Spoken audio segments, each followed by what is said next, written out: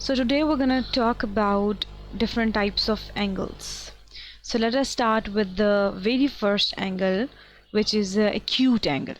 So the acute angle is the angle which is going to be greater than 0 and less than 90. Now how are you going to come to know where is 0 and where is 90? On a straight line, if you are starting your rotation from here, so this is your 0 and this is this line which is making the L with that line, that is actually the 90. So the angle between 0 and this L and the line that is making L means 90. That is going to be called an acute angle. So any angle in between this 0 and 90, that is acute. I can make any of the angles like this. It can be like this.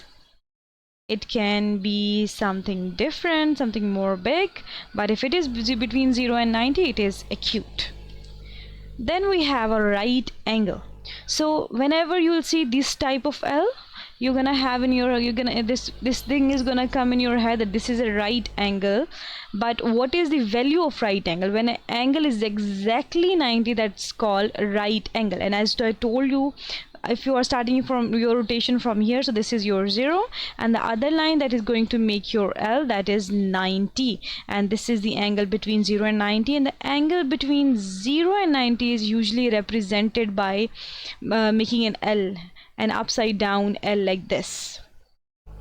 Then we have the obtuse angle. Now the obtuse angle is going to be greater than this 90 and this 1 and less than this 180, because I told you if we're gonna start our rotation from here, this is 0 and the other line that is going to make L with this 0, that is 90, and another line that is going to make another L with this 90, that is 180.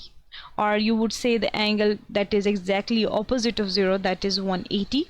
So if I'm going to make any angle like here, that is actually between 90 and 180, and keep it in your mind, the rotation still starts from 0 like this. So this is going to be an obtuse angle.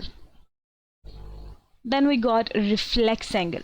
So reflex angle is any angle that if we got this is our starting point, and that is any angle that is greater than 180. So if this is 80, 180, so the reflex angle should be greater than 180, and if the rotation goes on, then this would become 360. So for the reflex angle, your angle that is mostly represented by this symbol should be less than 360 or greater than 180. Any of these things will happen, and it is going to be a reflex angle. For example, if I'll make an angle like this, so this is the starting point of the angle, and it goes a full rotation from here to here, that shows a reflex angle. Or if I'm going to draw another angle with some different color, that is maybe this angle. So again, the rotation starts from the beginning. This is a 0 and full towards this angle. Still it is an reflex angle. It is a reflex angle that is between 180 and 360.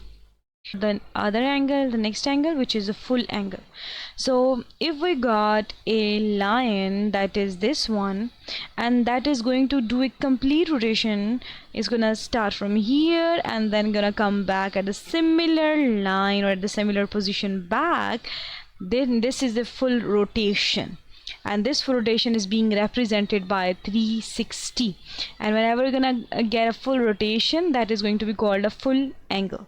For example, you can see this is a full angle, or because from where your line started, it just ended at the same point, and that happens when there is a full rotation.